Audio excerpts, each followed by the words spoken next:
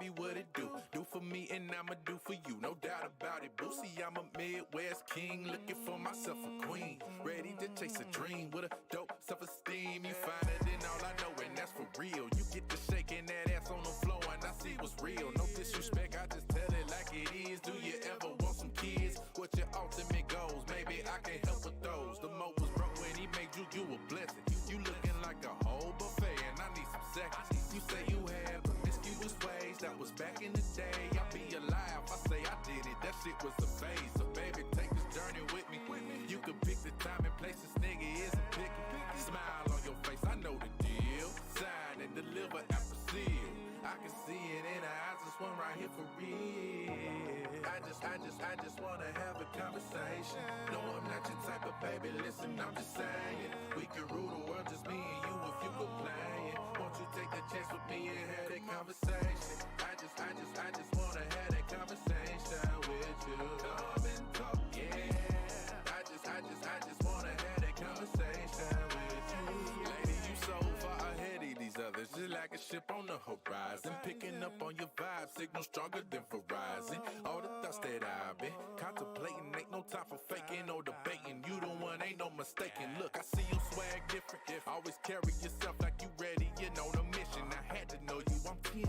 I can see why you timid. Hold up now, baby, listen. Just take that dance with me, I can show you that there's a difference. I'm locked in. I throw away my playaways because you pop in. A shooter always shoot a shot. With you by my side, I guarantee we'll reach the top. I put that on God and then I'll give you all that I got. So baby, take this journey with me. You can pick the time and place, this nigga isn't picky. Smile on your face, I know the deal. Sign and deliver after seal.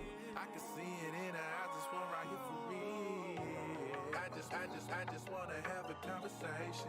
No, I'm not your type of baby, listen, I'm just saying. We can rule the world, just me and you if you were playing. Won't you take a chance with me and have that conversation? I just wanna have that conversation with you. Come and talk, yeah. I just wanna have that conversation with you.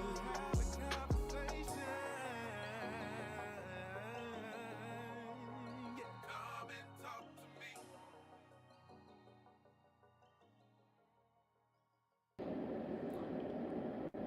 Oh man, what's up, you guys? Welcome to another fantastic episode of Behind Them Sticks with your boy Ham Solo 05 Gaming here on the TSWS Gaming channel on YouTube.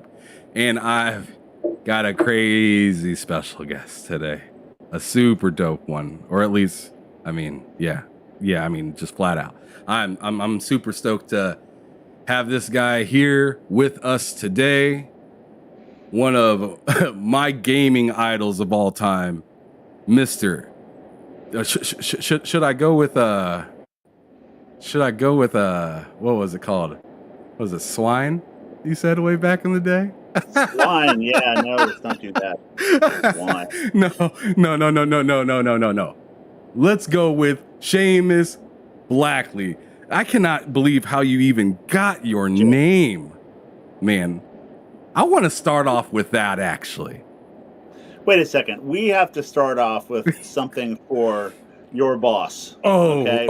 Yeah. Thank you. Your manager, okay? Your chief asked you to ask me a question, and we need to get that shit out of the way now. He just saved my ass, y'all. And deliver.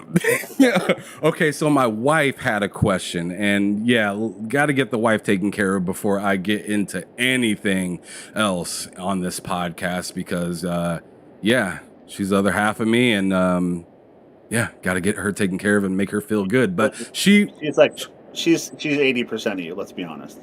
Let's go. That's a fact. but she wanted to know how the heck you made that bread. The ancient Egyptian bread. Yeah. Yeah, well... And she also wanted to know about your sourdough. Well, it started with sourdough. I was baking bread for a long time, and then because I'm a fucking nerd, I decided that I want to learn how to make medieval bread. So, you know, and this is the kind of thing that occurs to me. So I'm like, all right, you know what I'm going to do? I'm going to learn how to mill grain. I'm going to make my own flour. And a lot of people do that, so that's not a big deal. And I was like, all right, well, I'm going to mill it. Now I'm going to get some milling stones. I'm going to mill it with stone, just like in, you know, medieval Europe. And then I'm going to like use natural yeast, like collected from the air like they did. And I'm going to make like, you know, bread. I'm going to try to like have the same skill set as like a 12-year-old like in Poland in the 1600s. And I know that sounds weird, but I was doing this to relax. But honestly, after I say that kind of shit, most people just like excuse me from the podcast and go talk about something interesting. But like that was what I wanted to do, and so I did that. And then a friend of mine who I've known for a really long time. He used to work with Ken and Roberta Williams on King's Quest, and you know all those the early games that those guys made. He had become a very famous beer brewer in the Seattle area. And, you know, as you go to the supermarket aisle, you see all those fucking different brands of microbrewery beers, and they all have like names that are jokes and puns and shit, right? Okay. So those guys were always looking for some kind of marketing edge over one another. And so one of them a few years ago had ancient Egyptian beer, and it was like made with yeast they had like scraped off a pot or something.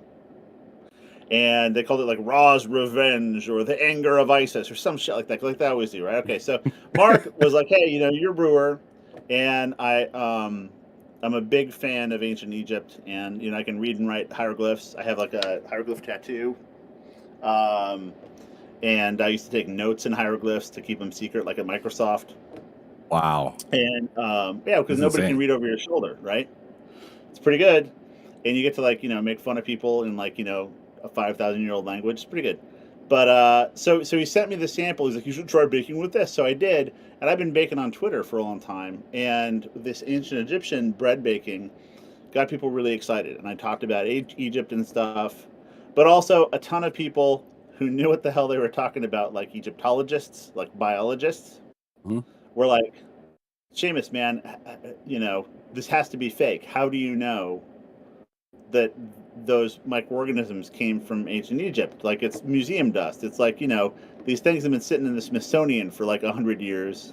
And before that, they were like on a ship somewhere in the 1800s being stolen from Egypt. And before that, they were in dirt.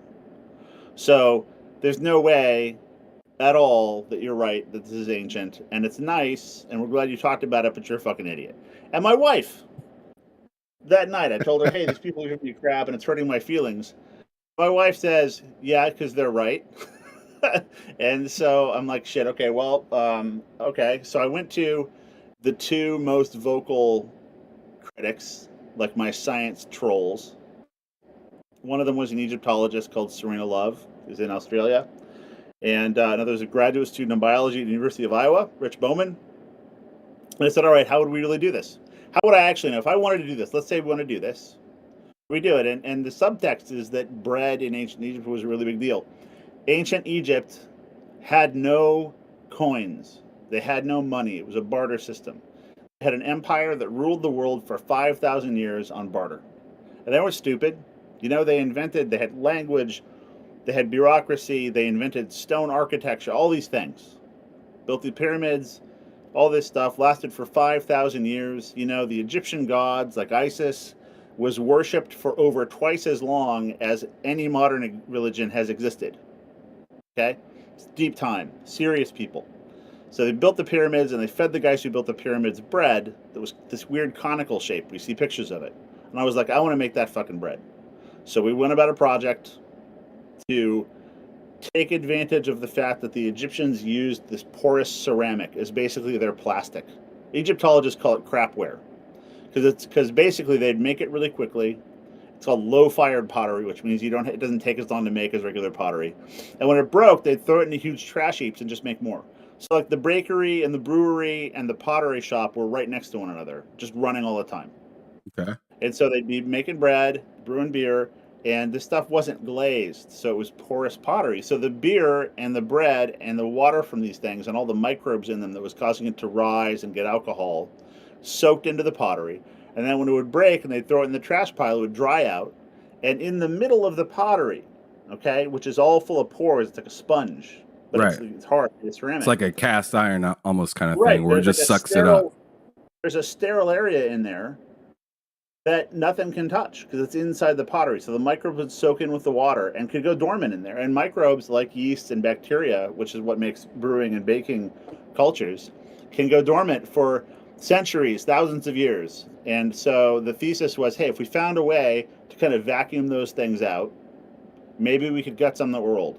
And so we went to a bunch of museums, we developed this process, we got a bunch of microbes out, we're DNA sequencing all these things. We're kind of in the middle of that. COVID really fucked us in the ass on that, but we're I'd say about halfway through, and we're going to catalog all these organisms, and I think we've got old baking organisms. And so then I had to teach myself how to make ancient Egyptian bread, which the guys building the pyramids, it was like a public works project. I know this is not something you want to know, but I'm going to fucking tell you anyway because it's good for you.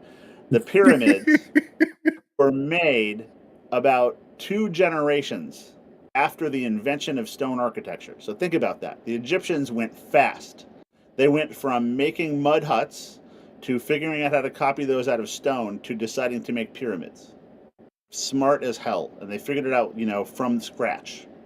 So, it was a lot like Sound like some startup damn culture. aliens.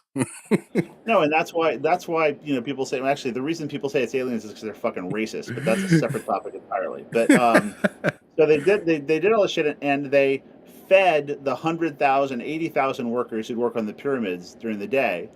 They fed them beer and bread. Those are the staples, and we have records of this. We have pay records for this. We have organizational records. You can go read this stuff. It's great.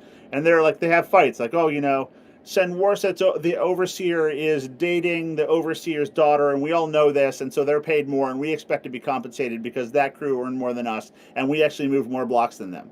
You can literally read this, and then people are like, "Oh, it was built by aliens," and I'm like, "Yeah, the aliens sure did leave a lot of records about humans having fights over pay." Anyway, so this bread, basic problems. They had to feed a lot of people. The bread had to be good, right? Because you got dudes dragging blocks of stone around the size of semi-tractors all day long. That's insane. They're going to be pissed off if the beer sucks or the bread sucks. And they were baking before the invention of the oven. It didn't mean they were stupid. It's just the oven is it's a thing you need to decide to do and develop as a technology. And it wasn't very efficient for them because they needed to bake, let's say 50,000 loaves of bread a day. So they had mobile ovens called bedjet, which were these little pots, and they put the dough in the pot and put the pot in ashes. And they had these big football field sized bakeries where they'd just be putting dough in, put the thing in, ashes, and going bup serially. And there's a guy on the other end taking the bread out, putting new dough in the ceramic and getting it ready to have ashes around it so they could go all day continuously. So I want to learn how to do that. So I do that in my backyard. Figured that out. And you can go see on Twitter. There you go. I hope that answers your wife's question. I mean, she's really interested in it, not just to just ask a question because she sees something like that on your Twitter feed. She is she runs the Hy-Vee Bakery here in Des Moines, Iowa. So she was literally curious about how it goes. Okay, so when I run this back to her, she's gonna love it. I had to train myself how to get good crumb in a loaf of rye bread, which has a lot of gluten, but it's blocked, with zero extraction. She'll know what that means. I don't filter out anything in the grain because they wouldn't have done that in the Middle Ages. And it took me 3.5 years before I could make a really good loaf of bread with sourdough I collected from the air, and rye grain that I milled on stone, and a little water and a little salt. And now I can do it. I can make really good loaves every time. It's insanely fucking difficult. Making sourdough is really, really hard. And I'm proud to say my son now, who goes to school in the UK, works for a bakery called Bread Source, which is, I think, the UK's most award-winning bakery based on their all-natural sourdough. So he's learning how to do this skill also. So your wife, baking is, as Steve Winter, who owns Bread Source, says, it's a shit job. Super hard. You're judged every day as if it was a brand new day on how well you do. It's 100% skill. Everybody has the same 4 ingredients. So your wife's a hero. She works freaking hard, but the thing is she absolutely loves her job. She really does. So yeah, that was the question from her. So happy to have that taken care of so I can still keep my head on my shoulders after this evening, because she would have definitely got into my ass if I didn't say anything about that. But I mean, you're busting your ass at some of these side hustles. I mean, obviously you guys see out there, those of you that are watching, that this dude knows how to do some stuff, and he works. He figures stuff out, which isn't like things that I just can't even like believe. And he really like works hard at it consistently, which is insane. But I mean, there you have it, from a person that goes from, making jazz music and talking to babes to a freaking physicist. A particle physicist. So I mean, that's wild. So let's get into a little bit of your background and some of your history and whatnot. So where'd you come from, brother? New Mexico. I was born in like rural New Mexico, middle of nowhere. And my wife's English, and I had to take her to this place in New Mexico called Madrid, New Mexico, to kind of confess to her what a hick I am. It's like nowhere, like 65 people. No joke. Oh, dang. I mean, that's a really tiny town. That sounds like a couple blocks. It was a place where a railroad back line had to stop just in case a locomotive didn't have enough coal or water in it. Okay, so that's all it had was. Some sort of need to be there. That's cool. But I mean, Mostly, they just like black out the windows and roll through, because like nobody wanted to see it. Fair enough. All right, so you grew up there. Did you grow up there, or did you end up moving like after? Well, I moved all over the place. So I was born in Albuquerque. I lived there around there when I was like a little bit older in high school. But we lived. My father had, and my mom had this like desire to live in the middle of fucking nowhere. So we lived in the outskirts of Casper, Wyoming. I mean, damn, there's nothing there. It's beautiful. These places are beautiful. And then other places around Arizona and New Mexico. Okay. I lived a lot of places where a Pizza Hut was the nicest restaurant. I'll put it to you that way. Yeah, there you go. All right. So, I mean, that puts a lot of context onto it. But when did you find? I mean, I've watched a few interviews, but please let me know a little bit more in depth, like when you actually found that specific love in video games. Was it there in New Mexico when you found that love, or did it evolve over time? It came from, for people in my generation, it usually came from seeing arcade games. And I'm old enough that I was around and like conscious for the switch between pinball and video games. And so I saw in a family trip to San Francisco, we like drove to San Francisco, which was like, if you're from the middle of nowhere in New Mexico, driving to San Francisco in the 70s, I mean, we could have driven to the fucking moon. That's how it felt. It was like, what the hell is this? And right. We stayed in the Clift Hotel, which is now a fancy hotel. It was a little run down then. And they had in their lobby Nolan Bushnell and Al Alcorn's first game before Pong, which was called Computer Space. And you can all go look up Computer Space. It's like Asteroids. It's a really complicated game. And it's Al Alcorn's great intellectual achievement, where he figured out how to create an NTSC video signal using cheap, TTL logic chips and no CPU. And so you play this whole game of Asteroids. You fly a ship around. There are alien saucers that come. You can shoot them. You can guide your bullets. It keeps score. There's a star background. It makes sound. No CPU. Really clever. I mean, Al Alcorn, the guy you should look up. And I saw this as a child, and it was clear to me the instant that I laid my eyes on it that this was my entire future. There was absolutely no doubt this is what I wanted to do. Damn, so it hit like that. It hit as hard as it could hit. Yeah, it hit as hard as it could hit. Because it was like TV. And this is in San Francisco. Well, especially in the 70s when I was growing up, TV was like a victimization thing. Like, you just watched what was on when it was on. It's not like now, right? I can remember actually in Wyoming, sometimes they'd forget to put Sesame Street on, and my dad would call the station and they'd like switch tapes and put Sesame Street on because there was nobody lived there. What? And so my dad was like a god for this kind of shit, right? So TV was about being a victim, and you couldn't control it. And then suddenly here was this machine that I could imagine that was like contained a whole world in it that was interactive. It was interactive. I was no longer a victim of it. I was a participant. Okay, and it was a place you could go. I could go into space and I could fly a ship.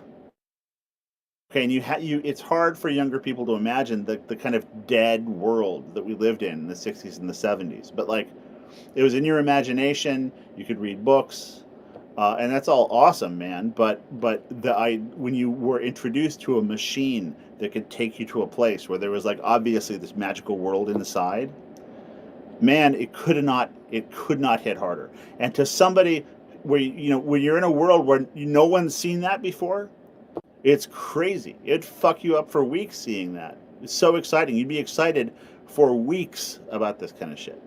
It's right. Like you probably heard people talk about seeing the original Star Wars, right? Like when you'd never seen a science fiction film, you'd never seen those kinds of effects before. You'd never seen anything like that. It hit so hard. It's impossible to describe to somebody living now.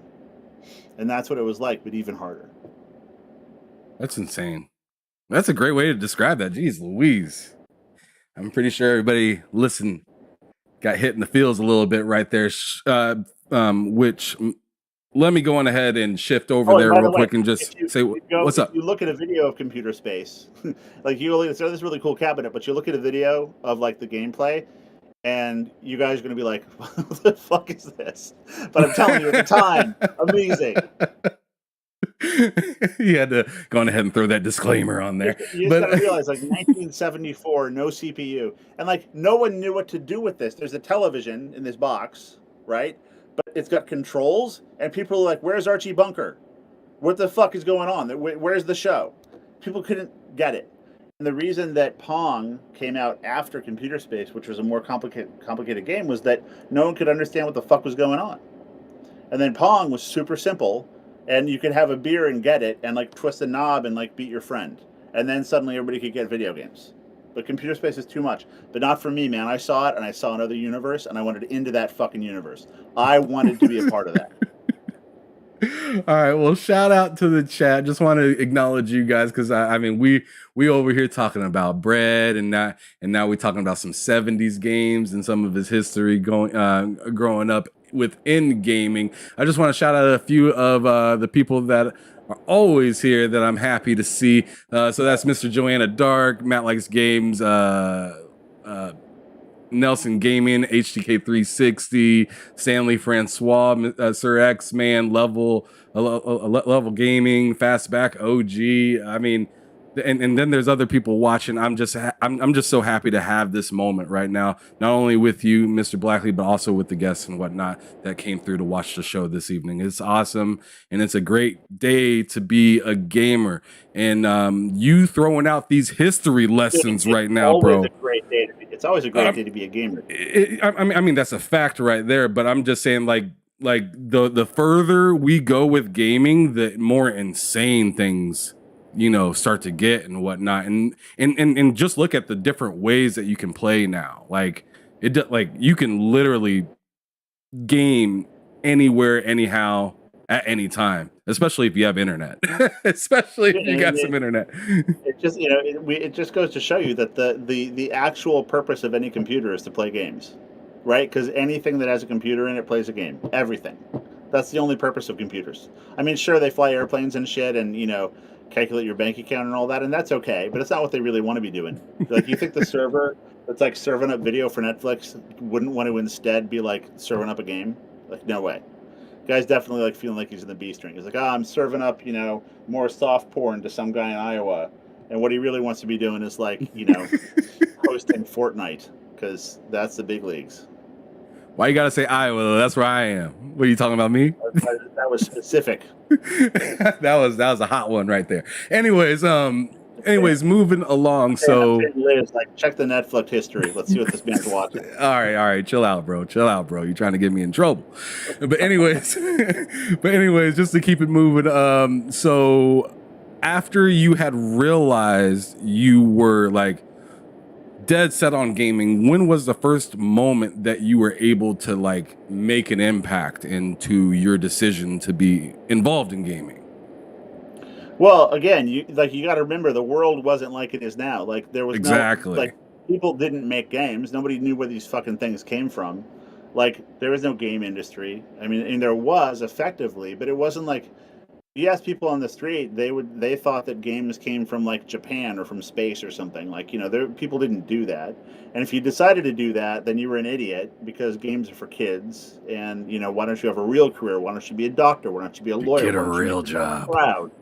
Yeah, no. So now, we look and it's like, oh my God, it's this monster industry and people are making a lot of money and all that. Like, there's nothing to do with it back then. So it wasn't even an option. It felt like, I think when I felt, especially when I was a young teenager, when I had the idea that I just wanted to make games. And by the way, I just started programming games. That's all I started to do. And I had to learn math and I had to learn a bunch of stuff in order to be able to do games. But it felt like I wanted to be a Coke dealer when I grew up. Like it was like this, like I wanted to have a profession that's not allowed. It's not okay. It's not cool. You can't tell anybody. And so people would ask you, like they always do when you're a kid, what do you want to be when you grow up? And I would be like, an engineer. I would say some shit because I knew if I said I wanted to make video games that I would take shit from adults. And so I didn't say it.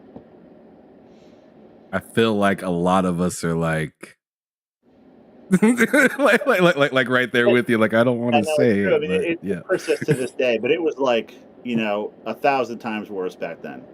Because it wasn't even like you had examples of people who had actually made a real career out of it, Absolutely. Yeah. You are the drawing board, right? You got to figure it out. You're the first penguin, and you dive in, and maybe there's a little fish to eat, and maybe there's a killer whale. You don't know. You dive through the little hole, see what happens. And see, that's one of the reasons I actually invited you here, because you have this like wild thing whenever I've seen like any of your interviews and stuff like that of where you just love the idea of people just using the shit out of their imaginations. Yeah.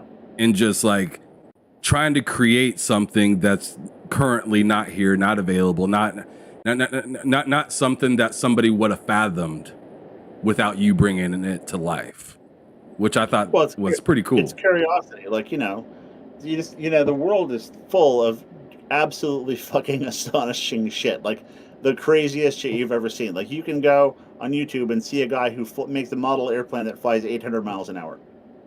And if you've never seen that, look for fastest RC jet. It'll scare the piss out of you. And I see that, and I'm like, I want to do that. I want a jet like that. And so I'll go do it. Because why the hell wouldn't you? Like, I'm not going to be on my deathbed and be like, oh, thank God I sat at home and didn't try shit because I might have got hurt.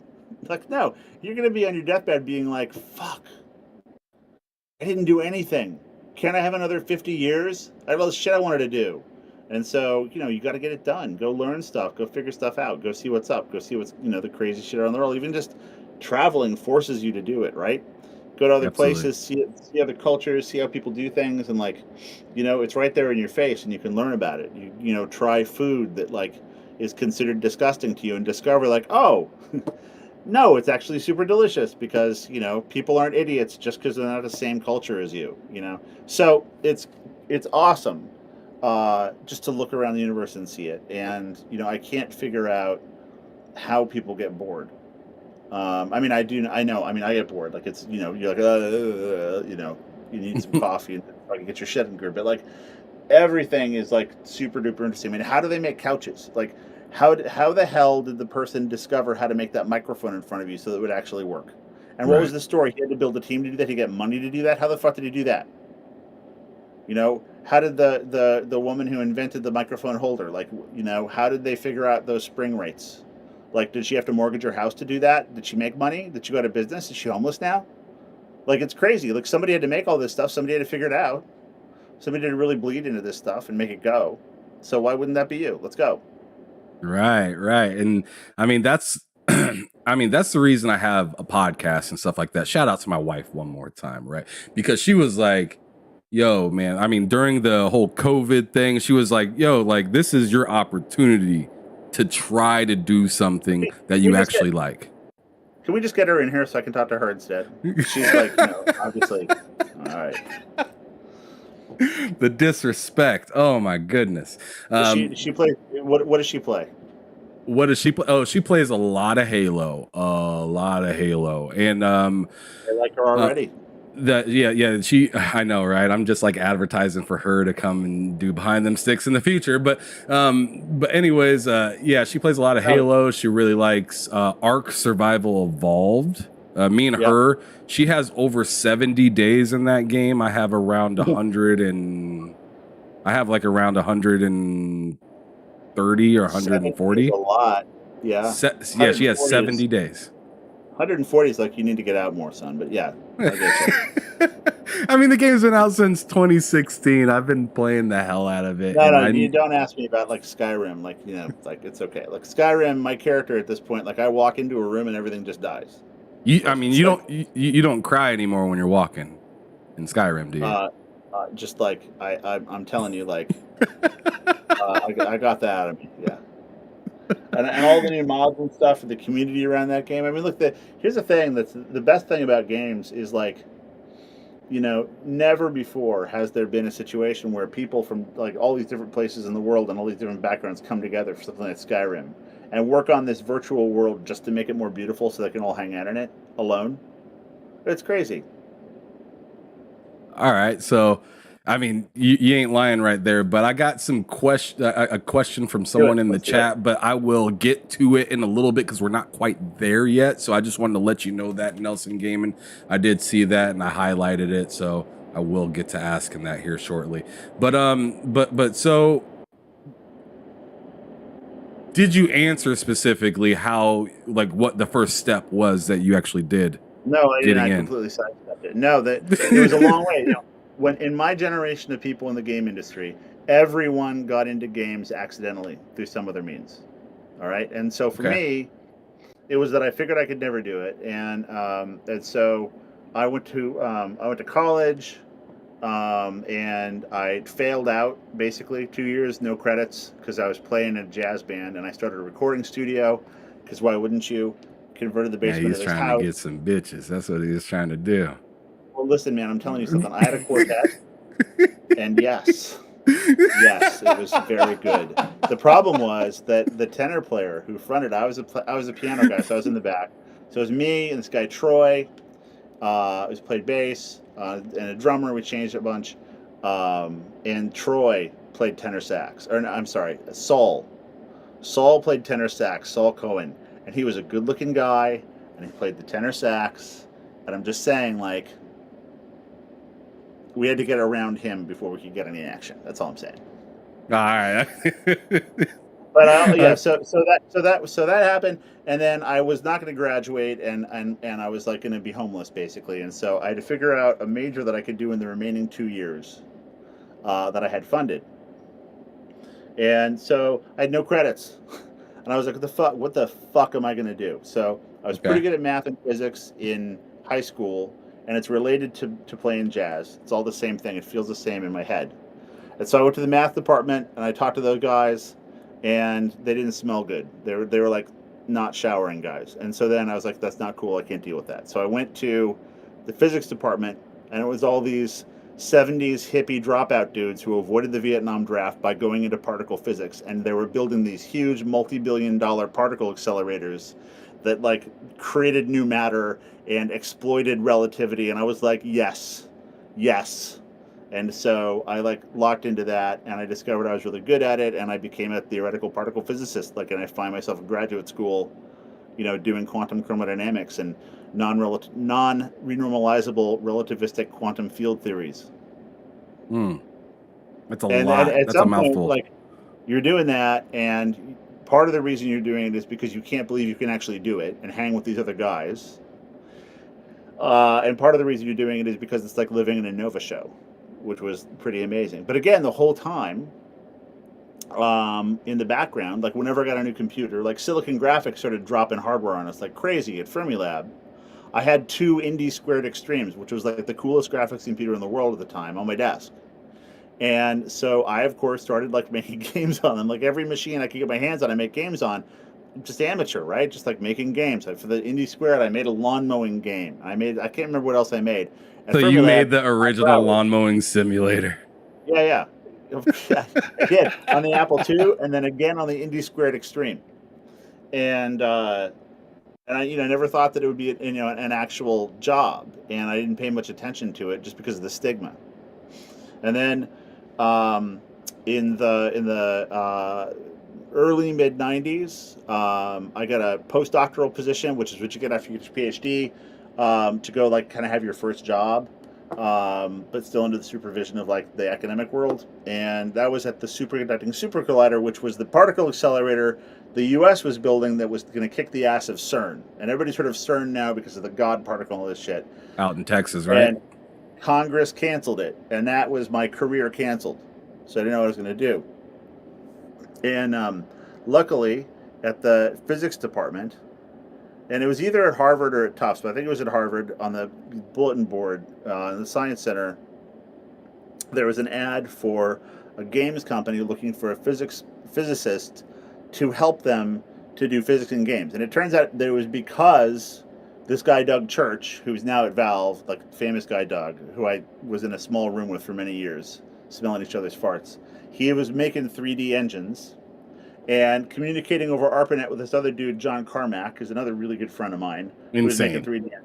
And nobody else was doing 3D engines, and they needed to keep objects out of objects. So I show up, and I'm like, okay, we'll keep objects. So I made little boxes and balls and stuff that wouldn't go. And then I started coding graphics, and I started figuring out occlusion and sorting and hashing and all this stuff that now is very commonplace that you can read about in books. And like, dude, our variable names are in these books. Like things that we thought up in a small office in Cambridge, Massachusetts and typed in as a joke are now like the way it's done, which is really weird. But that became, that was Looking Glass. And instead of it being a temporary job while I figured out what to do in physics, I realized I could actually do this. And so I had to go to everybody, like my parents and like people at cocktail parties, and say, I'm leaving being a high energy particle physicist to go into video games. And people were like, were you hit by a bus? Like, did you overdose? Are you high? Like, what's wrong? Yeah. And I was like, no, I really think this is going to catch on. And I was fortunately right. But the real reason was just that I always wanted to write games. And so I finally got a chance, and I could get paid for it. So let's talk briefly about Looking Glass. Nelson actually had that question that I was talking about earlier about that. He is asking what you had a hand in. of MIT motherfuckers. What?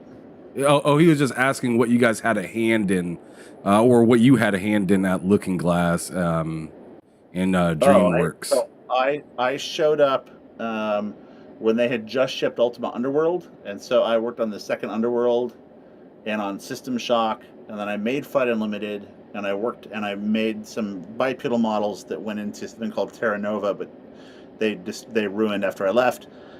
Then when I went to DreamWorks. So I worked on all that shit. I wrote music there. I wrote the music for a couple games because I was still playing music back then, and won some awards for the music. But it was a bunch of MIT guys who lived together in a house called Deco Murano, the House of 10 Dumb Guys. And there's a Harvard MIT tension, and but it was okay, and yeah. It was amazing. All right. One story I want to hear. None of us thought it was possible to have a career. Like every single person in that company was like, "What are we doing? Have a career in games?" And we were published by Origin. And there's this really famous Richard Garrett who runs the Explorers Society now. It's another friend of mine, really cool guy. And Chris, Richard. I think there's actually a recording of him talking about like how they started Origin, and they were like, "Is this even a real job? Like." Should I have another job on the side in case video games don't work? Because that's what it was like. You're like, this can't be real. Or I'm getting paid to write a 3D engine. This can't be real. I'm like getting paid to write a texture mapper. I'm reading papers and we're writing texture mappers. I remember this other Harvard guy. Finally got another Harvard guy in, Eric, who was a mathematician, and we were writing these filtering for texture mappers so that they would look right. Really complicated stuff, all in machine language, hand coded. In the early to mid '90s, nobody had ever seen anything like this before. really fucking hard. It's really hard. And it was just like, what are we even doing? It's not like there are a ton of texture mapping games that we were writing our texture mapper. It was like there had never been anything. Like the biggest texture mapping demo anyone had ever seen was the planet change sequence in the Wrath of Khan film. That's it. It wasn't like computers were doing 3D. There was no 3D on any computer anywhere. And we were like, what are we even doing? But we had a hunch it would work out, and it did. That's pretty suspect to run out there and just kind of on a whim almost, hoping that things work out. I don't know if suspect is the word I'd use, dude. Like in retrospect, come on, have some respect for it. It was ballsy. Maybe at the time it was suspect. Cojones. Yes, but in retrospect, it's visionary. All right. There you go. Nice correction. But let me go on ahead and ask you something fun real quick, because during that time, you got the name Seamus. That wasn't your name. Oh, it's not your real name. No, they held a contest because they didn't think my real name was right. Which is Jonathan. That was the kind of shit that we did back then. Yeah. That was the kind of shit we did. Yeah. Let people know how far this went. This is insane. We didn't know. Look, it was the dawn of like networking, so we made our own network. Nobody knew how to do credits. The credits. I think it was Underworld or Underworld 2. The credits was like a level that was our office. And like you could walk into everybody's office and see what they'd done for the game. And in the server room was a giant like octopus monster. We had other like Flight Unlimited credits were like plates of Jello that would roll around with our names on them. We would try anything. Like we'd paint the office some crazy color. We decided we were going to have like, plasma guns, and it burned the carpet, and we tried to hide it from the landlord by buying plants and putting it over the scorch marks. Like it was awesome. It was really cool. And but at the time, like it was a little scary, so it wasn't as fun as it seems, but it was pretty goddamn cool. Anyway, it was like one day, like, oh, you don't seem like a Jonathan. That's fucking crazy. So we're gonna rename you. And I had no control of it. I was informed of this. And so I showed up on Monday. It's like a Thursday or Friday. I showed up on Monday, and like my office had been rotated by 90 degrees, everything in it. And my email had been changed, and my letterbox had been changed, and the sign on the door had been changed, and everybody like called me Seamus and laughed. And it just caught on after a while. And it turned out to be great, because when the games hit, like other people like Doug and like certainly Carmack and those guys and John Romero, they'd get weird stalker people at their house and like death threats and shit. And I got nothing, because Seamus Blackley was not a real guy. He did not exist. So it was this awesome shield that I had. It turned out to be pretty useful. But then later on, it became really problematic, because like at Microsoft, everybody knew me as Seamus. My Microsoft badge said Seamus. And so I'd get airline tickets and stuff, and hotel reservations would say Seamus. So I'd be in like Singapore in the airport, and they wouldn't let me on the flight because my passport said Jonathan and my ticket said Seamus. And they did not have a sense of humor, and my story did not sound this story didn't work for customs people, immigration people. So I actually had my middle name changed to Seamus. So now it's official. That's insane that gaming changed your name. Yeah, well, I mean, I think a guy called John Mayara actually changed my name, but yeah, pretty much. That's fantastic. All right, so one thing I like to do, and I'm actually going to do this like kind of earlier than I usually do, is every episode I have kind of a shout out kind of thing going on, and I feel like you're in kind of a momentous time of your story being told, where I feel like this would maybe be a good time for you to shout out some really dope people that helped you out through your process of getting from point A to point Z, whatever you want to say, in gaming in general. Oh, in gaming. Well, so there are guys like not in gaming, but I came I came from a pretty rough background where my mom was a really serious drug addict and she was super abusive and it was crazy. And so Oh, I had to kind of damn. dig myself out of that shit. And there's a man, a very famous physicist called Eiichi Fukushima, who invented, you've probably had an MRI scan. Yeah. Everybody who's had an MRI scan is thankful to Eiichi Fukushima, who invented a lot of the techniques required for making that shit work. And I had an internship with him and published my first paper with him when I was like a sophomore in college. And he turned my shit around, this little Japanese guy. And I'll always owe him. Full stop. Okay? But in games, it's really it was Looking Glass, and it was the collection of people who lifted each other up together. Okay? So there was Doug Church and John Mara, and there's a bunch of people whose names I'm forgetting, Mark LeBlanc, and I can only remember their damn handles. Dan Schmidt, and the crew at Looking Glass, and John Carmack. The thing was that we supported each other. We gave each other a huge amount of crap. We support each other doing something that nobody knew if it was the right thing. Nobody knew if making games in 3D where you could wander around an environment was the right thing to do. We thought for sure it was, and it was like, it goes straight back to me seeing computer space. It was like, I want to go into that world. There's a world in that computer, I want to go there. So we wanted to make those worlds you can go into. And remember, up until then, games were like 2D things, like shooters, and they were shorter. And, there was like King's Quest and stuff that were like adventure games, but it was like canned text and stuff. And we wanted to make worlds you could go into where the gameplay was emergent from the environment. And we were fortunately right, but it didn't, it wasn't clear at the time. And so the support from that was awesome. Okay. And then I left there and I went to DreamWorks and moved to Los Angeles. And like, hey, this is Steven Spielberg. He's your manager. Like, what? And he's a real nice guy, but nobody knew anything about it. I like how nonchalant you said that. What? Yeah. And the weird irony about it, my wife, her first job was being the art department coordinator for Jurassic Park. So she also knows Steven Spielberg really well. Like, in fact, this is a thing a lot of people know, but like, she was telling a stupid joke to one of the illustrators there. And Steven Spielberg had walked in the art department and he was like, hey, what's that? And so she told it to him again and he wrote it down. He's like, can I put that? Can I have that? She's like, oh, sure. And that's the do you think he saw us joke in the fucking Jurassic Park movie. It was from my wife when she was like 21 years old in the art department, like, oh my God. Wow. Yeah. So anyway, we knew each other in this weird way. So I go there and I didn't have the skills needed to navigate the politics of like being in Los Angeles at a brand new game studio run by a huge movie studio and all these like, fancy dudes.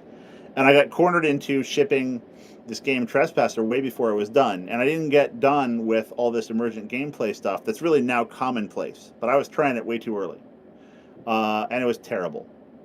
I'm answering your question, so just stay with me here. Mm-hmm. And so I thought my career in games was over.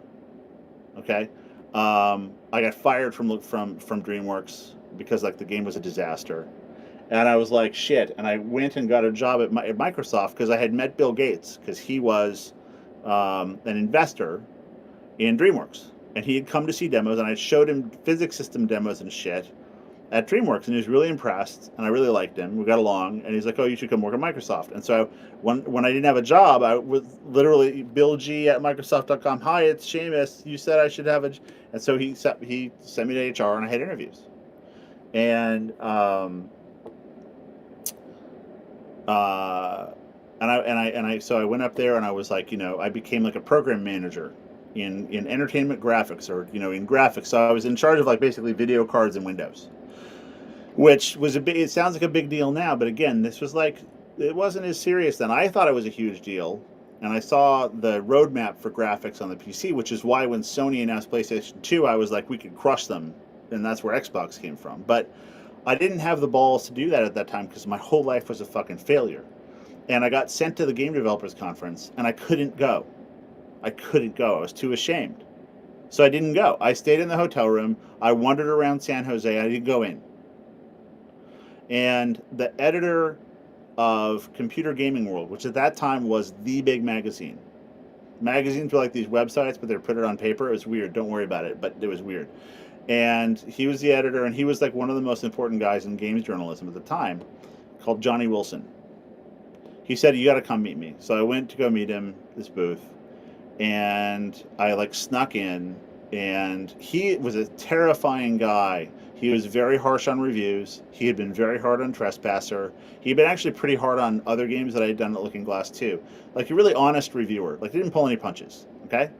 The kind that that you really appreciate as a gamer, but you may not appreciate as much as a game developer. Okay. And so I was kind of scared of him, and and I went to go see him because he was like the Godfather almost, right? And he like took my hands. He's so gentle, and I'd never seen this before. And he looked at me and he said, "You need to keep making games. You need to get over this, and you need to keep making games."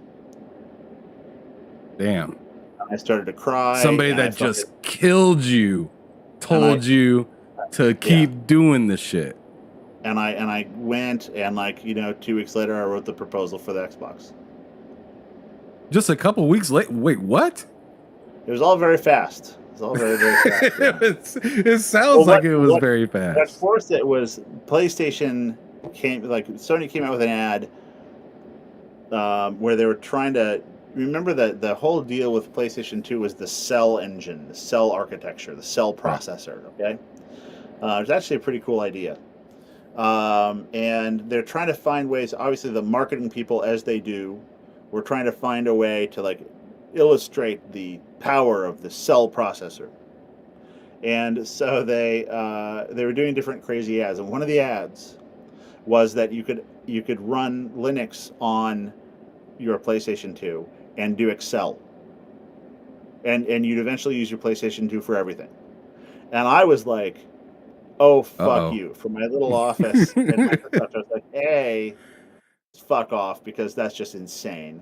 And nobody buys a PlayStation for that. And B, I know what 3DFX and this new weird company, NVIDIA, that nobody knew how to pronounce the name of, and other graphics companies, ATI, were doing. And the graphics performance of those chips was going to blow away the PlayStation 2.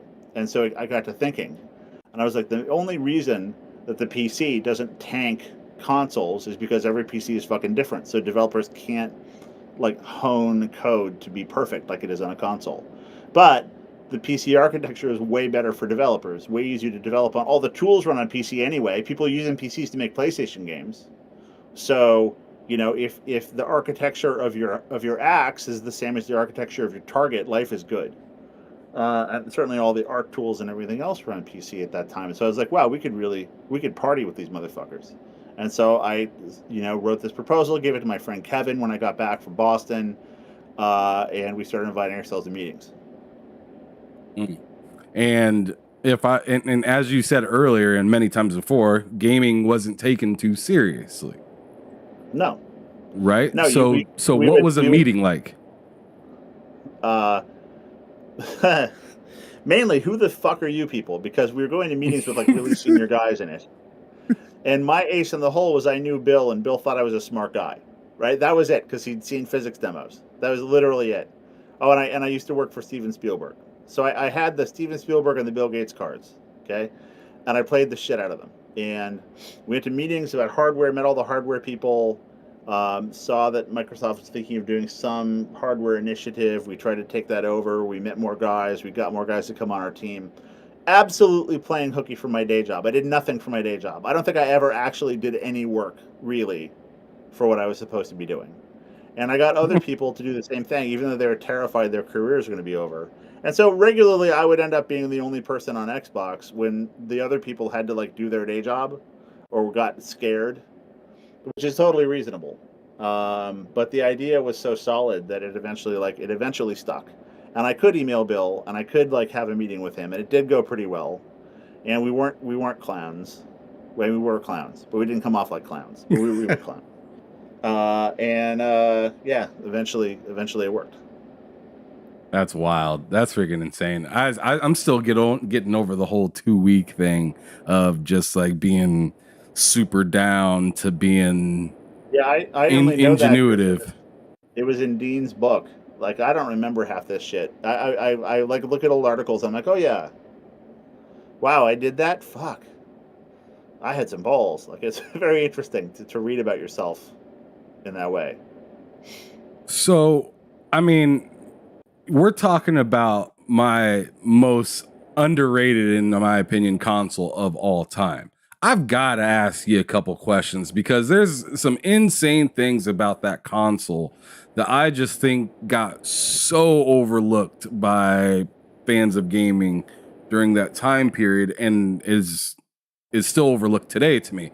What made you guys put a CD ripper into the original Xbox? Because that's just insane, and that right there was my selling point to getting the Xbox. Well, dude, at that point in time, it just made sense. I mean, it was the ultimate. It was like one of those fantasy features you wish you could have. So, you know, everybody on the team, especially Allard, you know, who was sort of fancied himself as a DJ.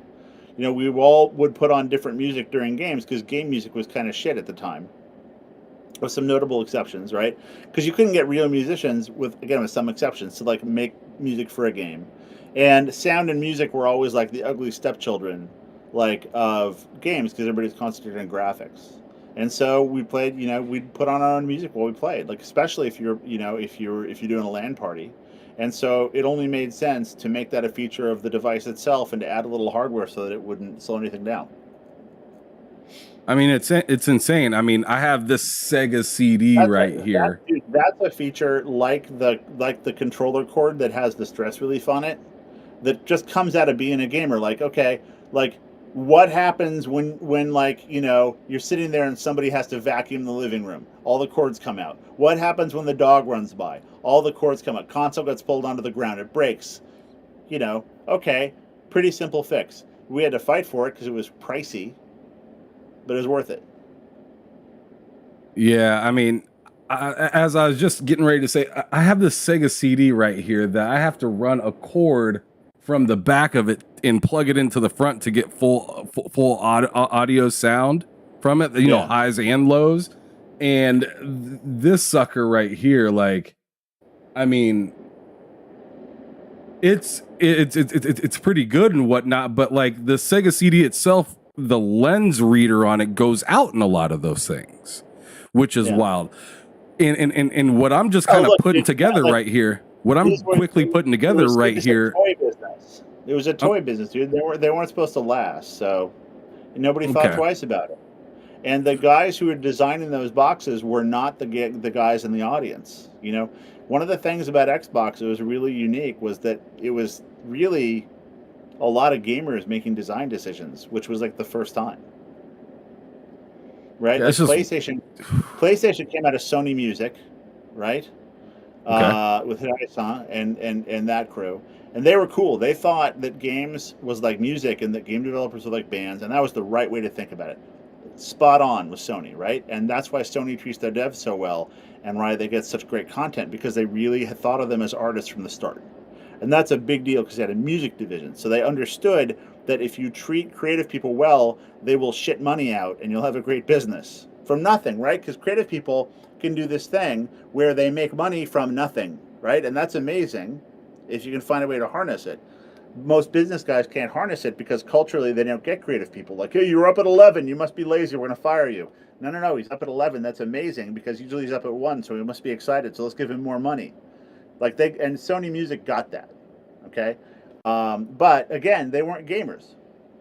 So suddenly they released PlayStation, which was actually terrible industrial design. Even though it looked really cool, it wasn't very convenient. But at least it had the controllers in the front, which they took from the Atari VCS, right? And we just did more of the same. I'm sorry, I get all ranty about this shit because I don't think Hirai-san gets enough credit. I don't think the Sony guys get enough credit for that. No. Say what you got to say, and I will gladly step out of the way because you're dropping knowledge for me. I'm just asking questions. So, anyways, so yeah, I just think it's insane that you know, I mean, as I said earlier, pretty much at the beginning of this conversation, gaming has just come so far, and it's wild, and it's just weird to see that from that Sega CD having all them issues with just reading a disc, and then 2001 comes and you're ripping music off of a dang disc. Look, That's insane. The weird thing about it is, Kutaragi-san, who was really the father of the PlayStation, comes from Sony Music, and he risked his career to get a game console off the ground. Even so, the audio circuitry in it wasn't up to par, like of a Sony audio device, because again, games just were not culturally taken that seriously as an art form yet, and it was just cultural. It wasn't they were dumb. It was just we were at the right moment. Okay, so as it comes from a technical standpoint, I'm kind of curious, like, what is it that you wanted and did put into the Xbox that was like purposely supposed to like kind of rattle the Sony PlayStation? So, well, it wasn't so much about PlayStation, because I don't know if you've ever raced or if you've ever ridden a motorcycle, but like, yeah, a sure way to fall on a motorcycle is to pay attention to the bike in front of you. You fall right away. You have to look at the place where his rear wheel is on the ground and it's stable. And the same thing is true like with any competitive situation. So if we focused on Sony, we would have failed. You got to focus on like the future. And I'm glad I didn't focus on Sony, because I later found out as I became friends with the Sony people, they're fucking brilliant. Like I would have been intimidated. So, I'll tell you a story. So there's this NPR piece that really caught my attention. I tell this story a lot. So if you've heard it before, I apologize. Just go have a beer. There's a reporter in Beijing interviewing these kids who dressed up like the Beatles. Like dressing like the Beatles was their subculture in China. This was maybe like 5 or 8 years ago. Okay. And she was asking all the kids which Beatle they liked best. And they were like really dressing perfectly like the Beatles. It was awesome, right? In like total cosplay way. And there were a lot of them. It was a big subculture. And then she asked them, well, what Beatles song is your favorite? And they were like, And it turns out they didn't really like Beatles music. And she said, well, why don't you like Beatles music? And they said, oh, we don't understand. It's very boring. It like sounds like everything else. And she was like, wow. And she was a little depressed, and she got on the plane, she came back, and then she realized, when she was back in the studio, that the reason for that is because the Beatles were so influential that it's actually everything sounds like the Beatles. But those kids aren't old enough to realize that. So they see it the other way around. They think the Beatles sounds like everything else. They don't understand that everything sounds like the Beatles because of the incredible outsized influence that music had and the pioneering nature. Okay, so the features on the Xbox that I'm proudest of are the ones you don't think of, because they're the ones that actually just made a change in the whole industry. And that's the hard drive and the networking. That's it. The hard drive was such a killer. But you don't think about that anymore, because you can't imagine a console that didn't have networking on a hard drive. So that's it. And those are the big ones we had to really fight for. Man, a lot of people, and I kind of have a good idea of where you compare us to the Beatles. That's not what I wanted. It was just an example. Didn't mean to do that. No, whatever. We suck. Oh, whatever. Don't worry. We suck. Not the Beatles. No, sir. But anyways, well, you didn't have to go all the way to that. You could have said, okay. Go ahead. Let's leave the door open a little bit. No, you're fine. I just, what part of you guys, made you guys make the part on the Xbox that detached the controllers? You know what I'm talking about. The stress relief. That's what I was talking about. Yeah. You were talking about the vacuuming and stuff like that? What made me do that was the memory of my mom and the vacuum disconnecting the controller from the Atari 2600. Oh. And so we had experience. Yeah. It's all wireless now, you motherfuckers. You have it really good now. Okay? You have Wi-Fi, thanks to Rick Barr and Bluetooth. But no, this was calling names out. I got you. Yeah. All right. So what was like how nervous could you have been? I was nervous just getting ready for this podcast, so I can't even imagine how nervous you were when you had the whole product put together. And I just got a quick question. Did you guys ever think about possibly shipping out Chrome X's? Well, those were the show cars. So those were just for show. Oh yeah, those were literally just to get attention. That shit was and insane. They did. I mean, look, like we made those things. We had all these experiences on Xbox that were super interesting. Like we made those Silver X's, and it was really a team of like 4 people who made all of them. Okay, it was this machine shop, and this guy Horace Luke. And the reason Xbox Green is green, everybody knows this, but it's because Horace had this new marker set, and everybody had stolen them, and he only had green left. So he did all the art in green, and then it was green. And Horace and this guy Durangeloff and me and an electronics person put all those things together, and then suddenly it's on the cover of Time, which was a really big deal back in the day. So it was an interesting experience. Okay, and then poor Peter Moore had to have the Red Ring of Death on the cover of fucking Time. Ha ha! Love you, Peter. Oh man, the disrespect. Okay, so no, love Peter. All right, so there's a really good IGN interview that they did with me and Peter Moore and Phil. Phil, you should watch that. The amount of shit we give each other. Yeah, I think it's like IGN 201 or something like that. I don't remember.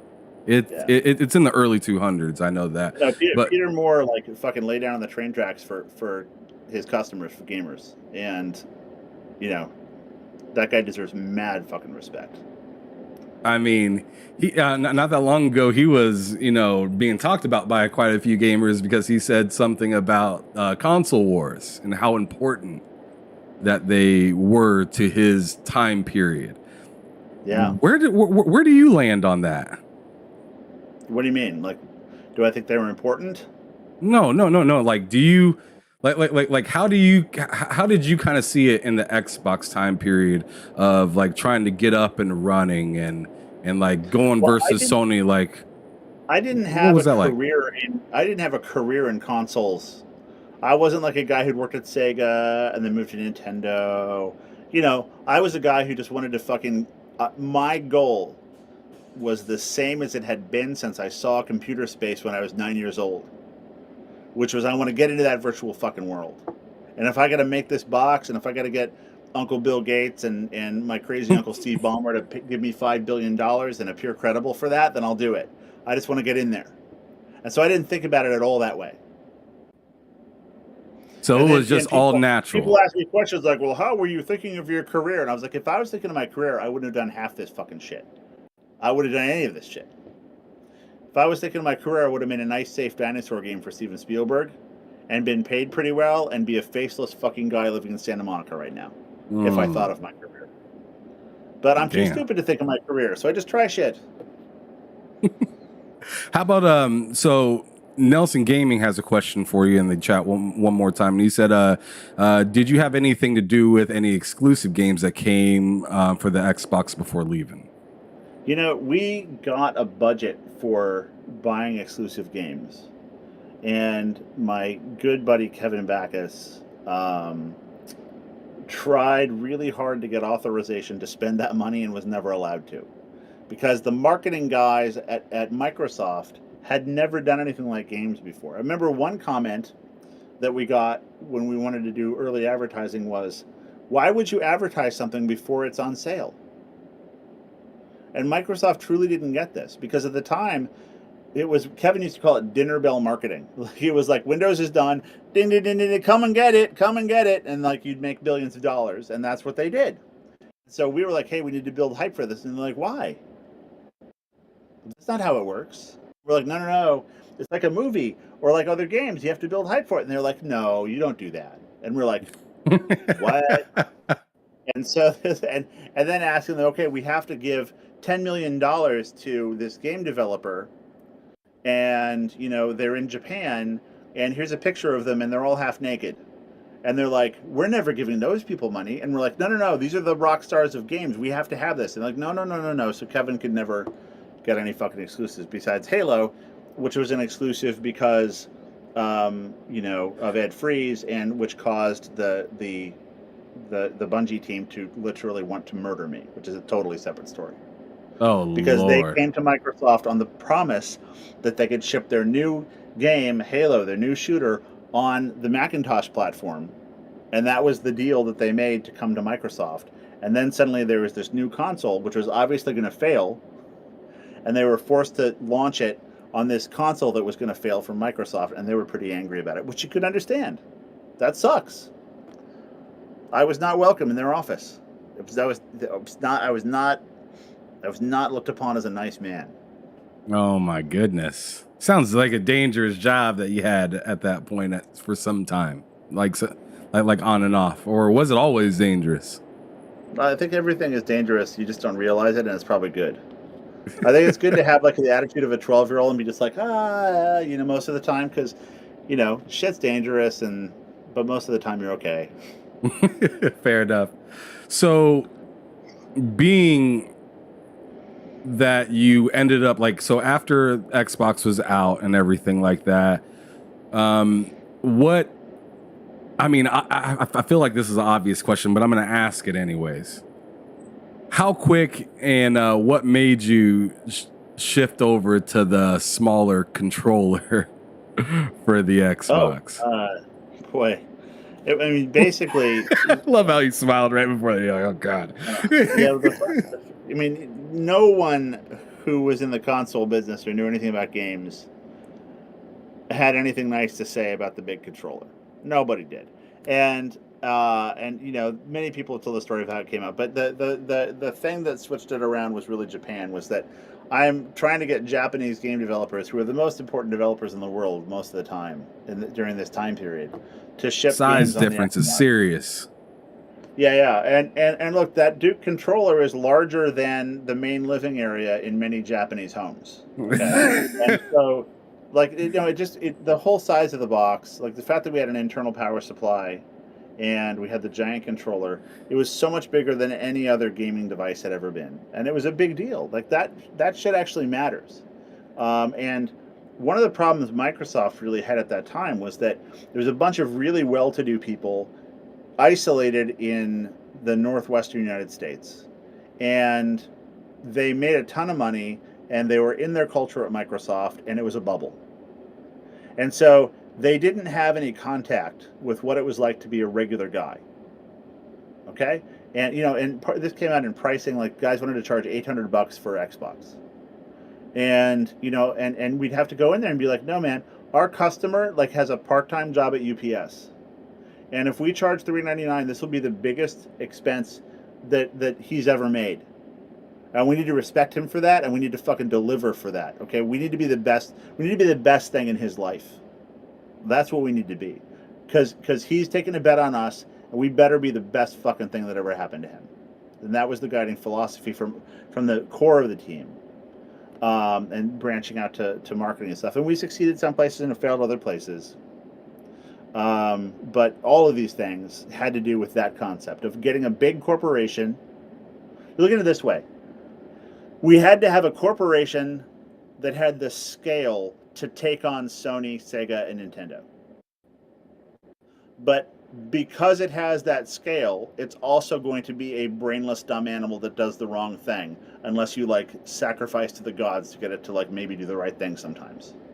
So it's like this giant weapon that you need to get the job done, but it's also almost impossible to aim. So you're going to end up fucking up a lot of shit you didn't want to fuck up. That's just how it is. And you got to get your head around that. And it's really hard. That's a really hard thing to do. Okay. I hate to jump around, but I got a couple more questions that came from the chat that they'd like to know. 4GQ TV, shout out to Italian Clowns. He asked, did Seamus intentionally design the OG Xbox like a PC? Well, it's not like a PC. People know now that it has PC architecture inside, but if you bought one, it was nothing like a PC. You never knew it was like a PC. It was intentionally designed to never act like a PC, ever. But it was also intentionally designed internally to be just like a PC. And the reason is that the video game business is about game developers. And if you enable game developers to make good games, you will have a successful business. And so what you want is the easiest hardware to use possible. And everyone knows how to use the PC. And all the tools run on the PC, all the art tools, all the programs, all the compilers, all the programming tools, all in the PC architecture. It's well understood, it's fast, and it's well supported. Absolutely, that was the goal. But it must never act like a PC. So it has to take advantage of PC networking and the hard drive and storage and speed and graphic speeds, but it can't ever look like Windows. It can't ever look boring. It always has to come on instantly. It has to load games instantly. It has to do all the shit that you expect a console to do. So it has to have all that stuff while taking advantage of everything on the PC. And so that was absolutely intentional. People now look back and they say, oh, it's just a PC in a box. And like, yeah, it was, but you didn't know that at the time, motherfuckers, and that was intentional. Okay. Another question I had from RG By the way, Viper. I didn't mean to totally make fun of that dude. Like, hey, sorry. No. You're good. 4G couldn't. He ain't sweating it. I know. He's a good guy. Oh, well, then fuck that guy. You're like, oh man, he's friends with you. Fuck him. All right. Anyways, he said, RG Viper said, what was the sound on the Xbox dashboard, and why was it and why was it implemented? Shit sounded like aliens. Wow. So we couldn't control. Everyone at Microsoft at some point wanted to work on Xbox because it was like the most exciting thing at the company. Okay, so politically, we had this huge flood of people coming in who knew nothing about games. But as you guys know, everyone thinks they're a game designer. And they're not. Oh boy, are they not. But everybody thinks they can do all this shit. And so we had all these people coming in. And one of the places we couldn't control them coming in, because we were paying attention to other stuff, was the UI. Because Microsoft thinks it really understands UI. Because it had Windows UI developers. And Windows UI is fucking shit. But we didn't want anything like that. But we're going to do UI. So they hired an expensive design firm in Seattle to come up with the UI for the console. Had anyone at the design firm ever played a fucking console game? No. So we got back all these huge movie files of this weird interface, and their idea was it would look like an alien ship inside, and like as you navigated the menus, it would be like inside the alien ship. It was completely stupid. It was like really dumb, really puerile. Worse. It was all huge animations that would play, which means the entire system was taken up like playing this animation instead of like running games or doing just UI shit. And the UI should not be a huge load on the machine, okay? This is where the startup animation comes from, because they had some startup and we were like, wait a second, so you hit the power button? How does this startup play if it's a movie file? And they're like, what do you mean? And we're like, when you hit the power button, the hard disk is off. I'm like, oh, we just wait for it to spin up. I'm like, okay, so it's not okay for a console to take a minute to turn on. It's not a PC. It has to instantly come on, like every other consumer electronics device. And they're like, wild. You have to tell them that. And so we had to go in 2 weeks and like create a boot up that ran totally algorithmically, right? That just we had to literally, you hit the button and the processor and the GPU like restart a bunch of times until it gets one that takes. All chips are like old cars. You have to start them a bunch of times until they finally fire up.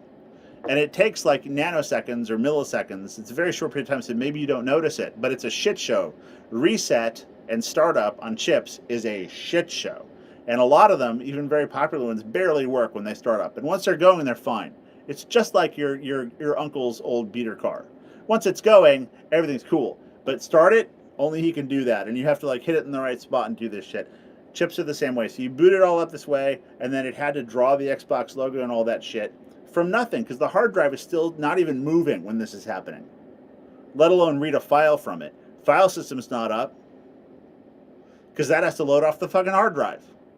So all this has to happen like as a program. So the Microsoft logo, all that stuff, programmatically made. And we had to do that in like 2 weeks. It was a total panic.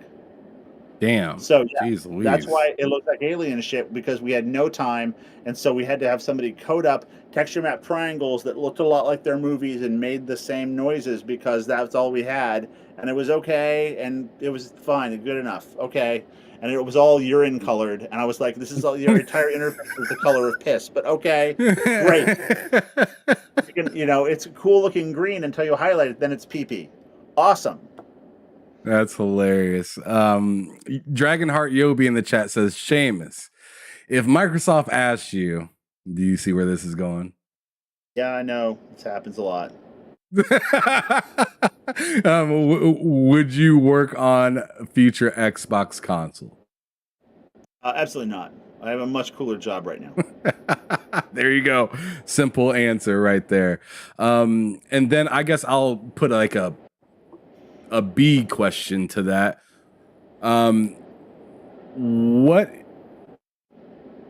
What kind of drove you away from wanting to do that anymore? Well, one of the things was the stress of like fronting Microsoft and pretending like Microsoft was a game company and being the guy responsible for that. That was exhausting. And the politics of like having this big popular project at a company it was just brutal, and I missed making games. Like I like, again, you got to understand this. Like I am not a console executive.